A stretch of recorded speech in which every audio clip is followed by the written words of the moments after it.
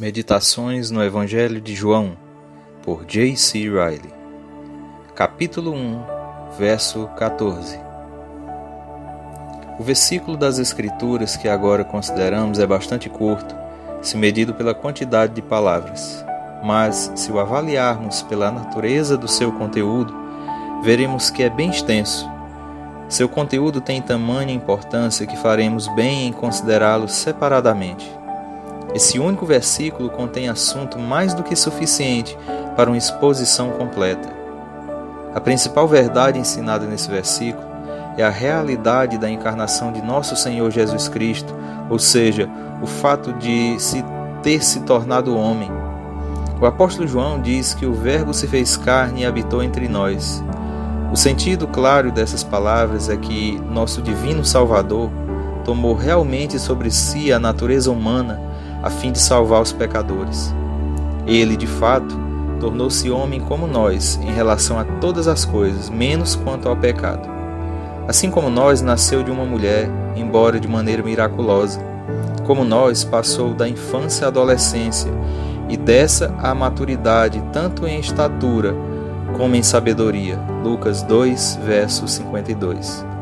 Como nós, também se alimentou, bebeu, dormiu, cansou-se, chorou, regozijou-se, maravilhou-se, sentiu fome, sede, dor, foi movido pela ira e pela compaixão. Por se tornar carne e possuir um corpo, pôde orar, ler as Escrituras, sofrer ao ser tentado e submeter sua vontade humana à vontade de Deus, o Pai. E finalmente, nesse mesmo corpo, ele veio a sofrer intensamente e derramar seu sangue. Realmente foi morto, sepultado, ressuscitou e ascendeu ao céu. Contudo, em todos os instantes, ele era Deus e, ao mesmo tempo, o homem. A união de duas naturezas na pessoa de Cristo é um dos grandes mistérios do cristianismo. É um assunto que deve ser falado com todo cuidado.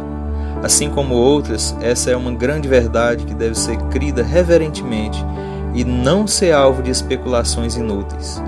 Talvez em nenhum outro lugar encontremos uma declaração mais sábia e criteriosa do que a encontrada no segundo artigo da Igreja Anglicana, que diz: o Filho, que é o Verbo do Pai e dele gerado desde a eternidade, o próprio Deus eterno, sendo um com o Pai, assumiu a natureza humana no ventre da bendita Virgem, de modo que as duas naturezas perfeitas e completas, a divina e a humana, uniram-se indivisivelmente em uma pessoa.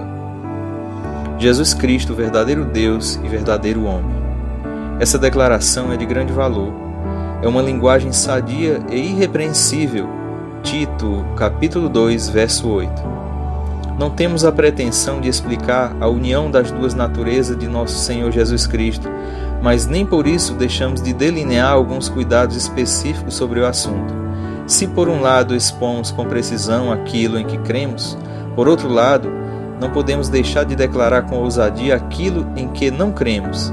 Não devemos esquecer que, embora nosso Senhor fosse ao mesmo tempo Deus e homem, a natureza divina e a humana nunca se confundiam. Uma natureza não sufocava a outra. As duas permaneciam perfeitas e distintas entre si.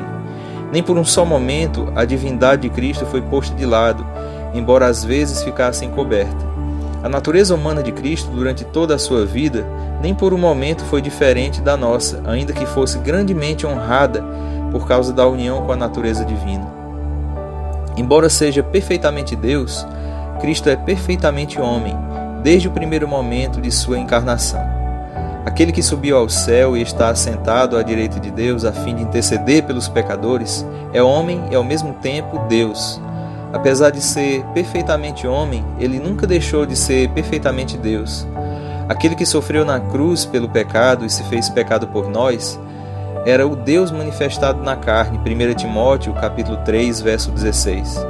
O sangue com o qual a igreja foi comprada é chamado sangue de Deus, Atos, capítulo 20, verso 28. Embora ele se tenha tornado carne em um sentido mais amplo, quando nasceu da Virgem Maria, em nenhum momento deixou de ser o Verbo eterno. Obviamente, seria contrário aos fatos dizer que, durante seu ministério terreno, Cristo manifestava constantemente sua natureza divina. Tentar explicar o porquê de sua divindade algumas vezes está encoberta e outras vezes não, enquanto ele viveu aqui, seria aventurar-nos em um terreno que não nos convém. No entanto, afirmar que em qualquer instante de sua vida ele deixou de ser plena e completamente Deus seria nada menos que dizer uma heresia.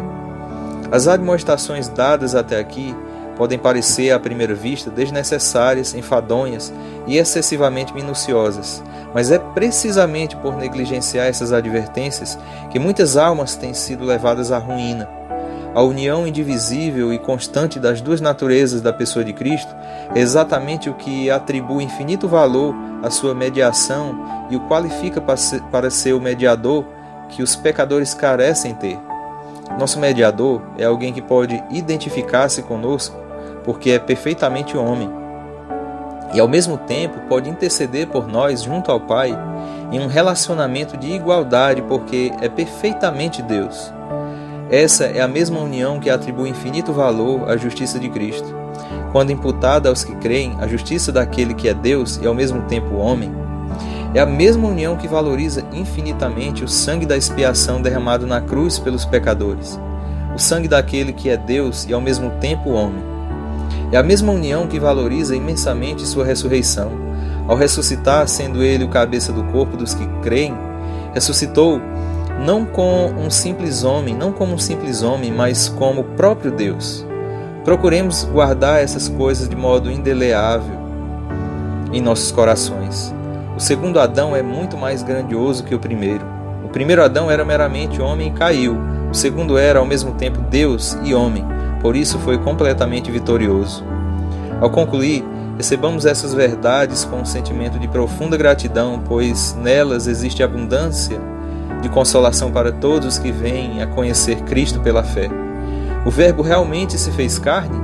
Então, ele é algum sensível às aflições de seu povo, pois ele mesmo experimentou o sofrimento ao ser tentado. Ele é todo-poderoso, pois é Deus. Assim mesmo identifica-se conosco, pois é homem. O Verbo realmente se fez carne?